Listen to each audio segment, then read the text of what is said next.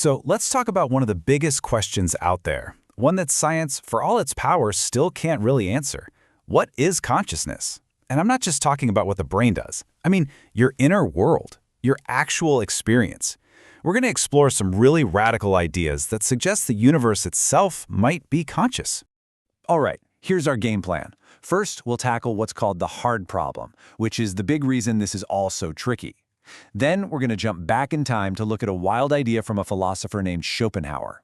From there, we'll see how that idea is coming back in a modern theory of a mind at large, and dive right into the heated debate around it all before we land on the final, mind-bending question. What if we're living in a universe made of mind? Okay, so first things first, we have to start with what the philosopher David Chalmers famously called the hard problem. And believe me, it's a question that still keeps scientists and philosophers up at night. And this right here is the absolute heart of it all.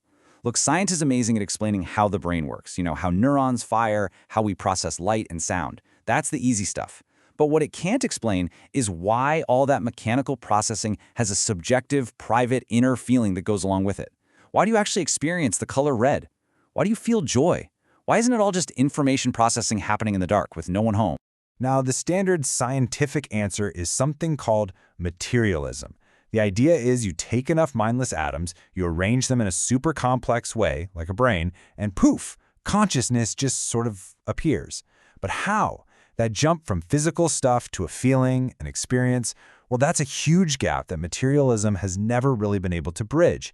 And for a lot of people, that answer just doesn't cut it. So we have to look at other possibilities.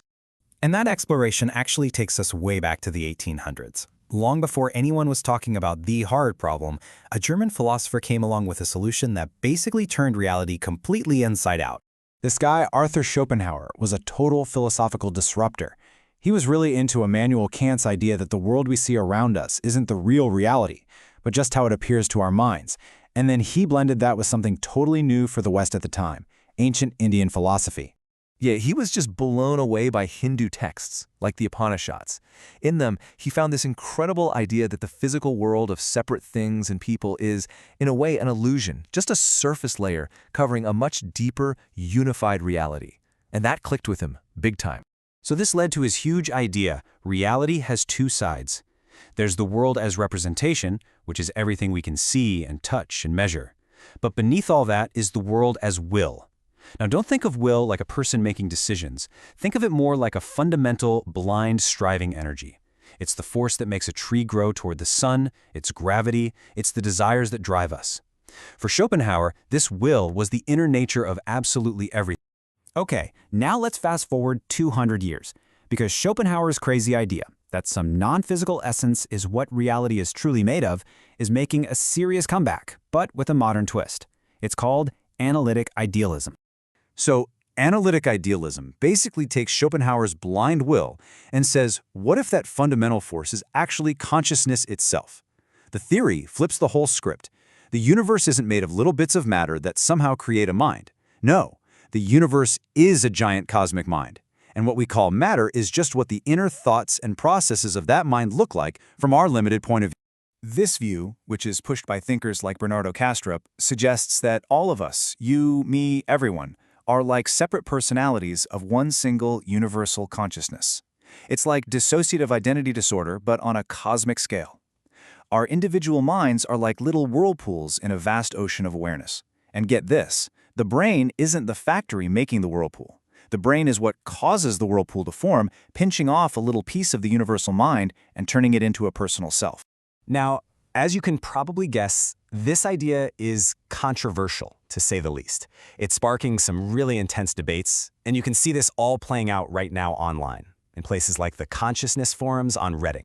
The whole argument really boils down to one question: what's the bedrock of reality? Materialism says it's mindless stuff, matter, and the big problem is trying to explain mind. Idealism says the bedrock is mind, and the big problem is explaining why we have a consistent, physical-looking world. They are just two completely opposite ways of looking at everything. So what's the big appeal of idealism? Well, for one, it solves the hard problem of consciousness right out of the gate by just saying consciousness is fundamental. Supporters also say it's more parsimonious, which is a fancy science word for simpler. It suggests there's only one basic thing in the universe, mind, instead of two weirdly different things, mind and matter. Plus, it gives a pretty neat explanation for mystical experiences, where people feel a sense of oneness with the cosmos. And you see people like this Reddit user who was an engineer for 30 years, finding it really compelling. After decades of feeling like the purely materialist story was missing something, idealism offers a framework that just makes more sense of their experience. It speaks to that gut feeling that there has to be more to reality than just particles bumping into each other. But oh man, the pushback is fierce. Critics say, look, this isn't science, it's metaphysics. You can't put the mind at large in a lab and test it. And if everything is mind, why do electrons follow such precise mathematical laws? And maybe the biggest problem? It just creates a new hard problem. Okay, so why would a perfect universal mind decide to shatter itself into billions of confused, suffering individuals in the first place? And this comment really gets to the heart of the skepticism. Idealism has great metaphors, great stories, but critics say they aren't testable mechanisms. For them, it feels like you're just swapping one mystery, consciousness, for another, untestable belief system that sounds a lot more like spirituality than science. And of course, the materialists have their trump card. It's the super obvious, undeniable link between the brain and the mind. If you get a brain injury, if you go under anesthesia, when you mess with the physical brain, you mess with consciousness. Case closed, right? The brain has to be the thing creating it. But idealists have this brilliant counter-analogy. They say, okay, if you take a sledgehammer to a piano, the music stops. Does that prove the piano created the music? No, of course not. It was just the instrument. The pianist was still there.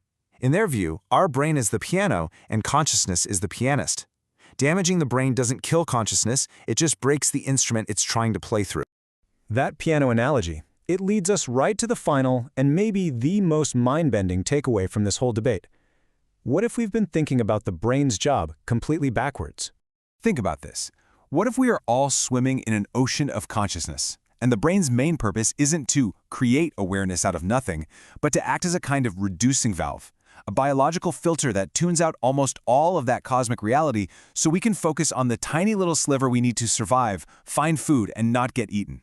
In this view, our normal, everyday consciousness isn't a miraculous creation, it's a strategic limitation. And that's what it all comes down to, really. This whole debate forces us to ask a really fundamental question about ourselves. Is consciousness just a weird quirk of brain chemistry, something you have, like you have arms and legs? Or is it the very fabric of existence, something that you fundamentally are? Are we just isolated sparks of awareness in a cold, dead universe? Or are we all just ripples in one infinite ocean of mind?